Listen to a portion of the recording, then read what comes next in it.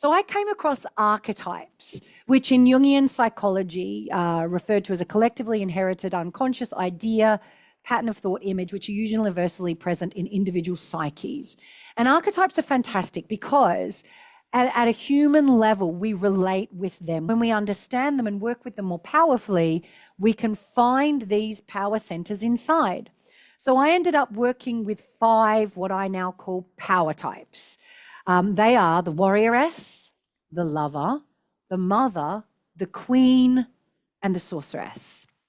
And these 5, I have found that when I have them, when I'm centered in them, and this was echoed with both Suzy, Heath, and Stoker when we spoke about this and came together to co-create the content of One of Many, we found that when we're centered in these energies, we have access to the resources to face most challenges or opportunities that the world throws our way without tipping into exhaustion and burnout. And you can tell a lot from a power type profile. Now, this is a behavioural profile, not a personality profile, which means that it does change over time. And kind of what we're looking for you to fully access your soft power is for you to have ready access of all 5. And that way, you never end up sacrificing or burned out for too long. And let me explain as I go through. So let's have a look at the first one here. The first power type I want to introduce you to is the queen. So queen energy is that part of you that is serene, regal, and in command. Now, some of you might be there going, oh my God, I'm never a serene, regal, and in command. There's a part of you, eventually, sometimes, there's a little bit. In the chat box, you might like to share your score on your queen energy if you've done the power type profile, and we can start to debrief a little bit as we go. The queen holds a vision for her realm, and that inspires service and loyalty from others. Indeed, in days of old, people would lay down their lives for their queen, and these days it looks like people inside organizations burning themselves out for the vision of a queen or a king, right? She's aware, she seeks counsel, she's always happy to accept advice. So she's receptive, she's gracious, she's humble. Now, she has very clear boundaries. She doesn't do guilt. She's decisive, so she can make decisions. And her leadership style is through vision and inspiration. Now, I lead with Queen today because she is the first antidote to Superwoman. If we're in Superwoman mode, one of the first things we need to develop is Queen. The other is Lover, usually. We need more Queen energy, boundaries, the ability to say no. So we don't want to go there because we think we're going to end up being some horrible, dogmatic kind of person, and we don't want to be like that. So that's very common of why we end up underexpressed, but also exhaustion and burnout can get us into underexpressed as well. If you're working with someone who has bad boundaries, who's sacrificing for her job, sacrificing for her family too much, putting everybody's needs ahead of her own, is in martyr energy or Superwoman energy, she's going to need some Queen. Not intellectually, in her body, right? This is beyond, what we need to do is take this beyond intellectual understanding and into the body so that it becomes an embodied vocabulary of how to be in the world. The next one I want to have a look at, and we'll just go through them quickly today, mother energy.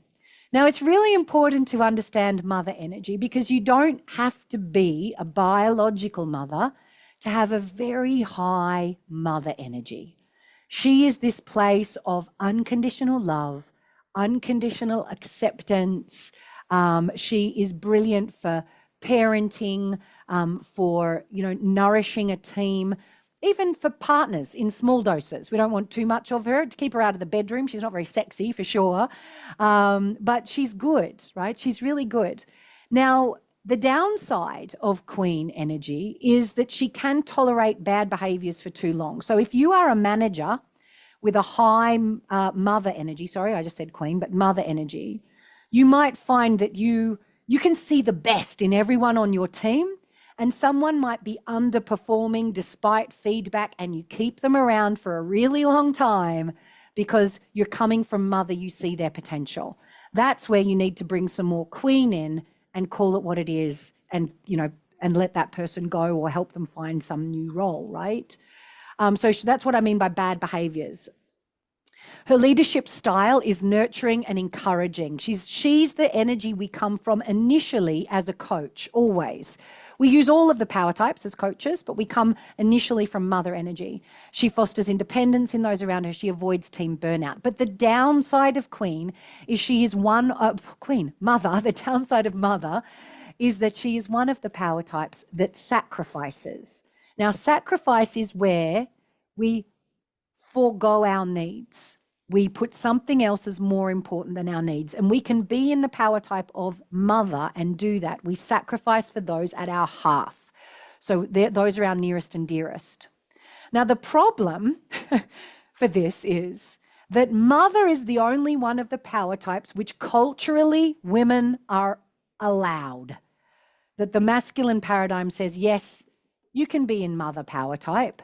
So it's no surprise that more than 53% of women who've done the power type profiling have mother as their primary, as their highest. So if your mother is like head and shoulders above the rest, more than 10 points above the next lowest score, you might be in martyr energy. And that's where everybody else is at your hearth. You know, it's not just your children if you have them, or your partner if you have one, or your parents if you have them still, siblings.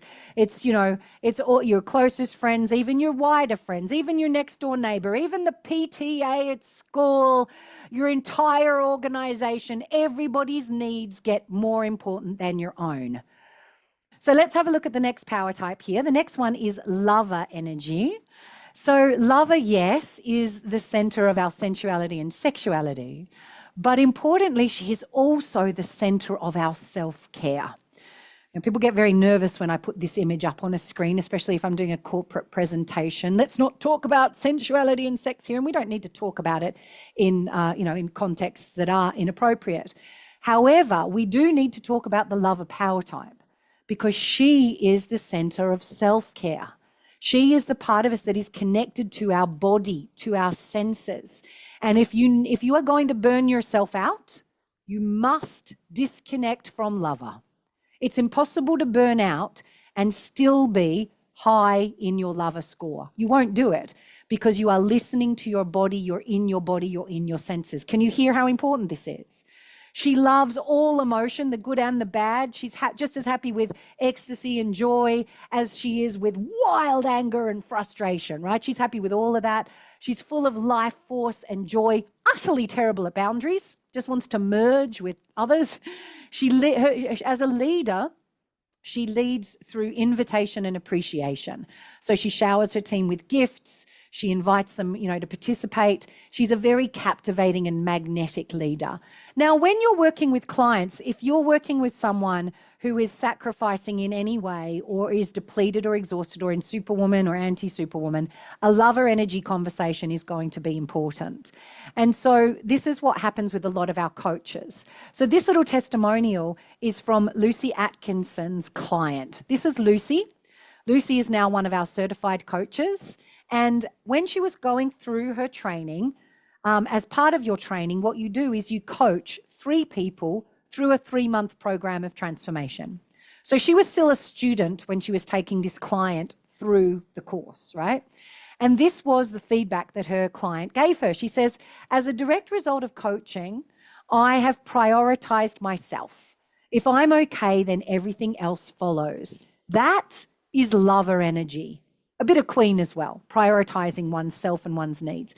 She says the needs creed is life-changing. Needs creed is one of our powerful tools that we share. My relationship has improved. That's lover energy. My confidence is greater. That's lover energy and a bit of Queen. I'm more balanced and healthy. That starts with lover and is usually a bit of Warrioress too. I get more done in less time, whilst ironically, I have more time to prioritize myself. In turn, that means my kids, my husband, and my business benefits. This is the power of this work, darlings. I bet this client came to Lucy and said, I want to work on my business. Yeah? Now, when she does the PowerTypes profile, she's going to see what's causing some of the business challenges. But when we see the PowerType profile that is going on for a woman and we coach at the level of the PowerType, not at the level of the symptom, That's when we not only change a behavior, that's where a client will turn around to you and say, thank you, you've changed my life. Can you hear that? Because if we don't have access to queen energy, it's not just that we're bad at boundaries, it's also that we're stuck in indecision and we're exhausted and we're burnt out and we're, any number of other things. We're feeling guilty a lot of the time. So we're not just focusing on the symptom, we're looking at the causative thing. And the causative thing is often the archetypal axis. The next thing I want to speak to you here about is the Warrioress. So let's have a look at the Warrioress next of all. How are we going here for time? Oops. Okay, cool. Warrioress. Where are you, my love? There she is. She's got her sword and her cheeky little smile there, because we've got to remember about the Warrioress. Not only is she the active, playful, flexible one, but she is also, she's very cheeky. She loves a bit of rough and tumble, fun. She's a part of us that is independent, disciplined, resilient, great for beginning things, great for starting projects, great for long days, getting things done. So if you need a long day and getting things done, go to Warrioress, not Superwoman. Warrioress is an expanded state of awareness, right? She is not contracted like Superwoman, going from problem to problem to problem and never stopping. She knows once it's done, she can let her hair down, have some fun and chill out with her mates. She is also the part that fights for justice. So she is the other power type that will sacrifice. And she sacrifices not for her nearest and dearest, but for her cause. And this is another Superwoman pattern.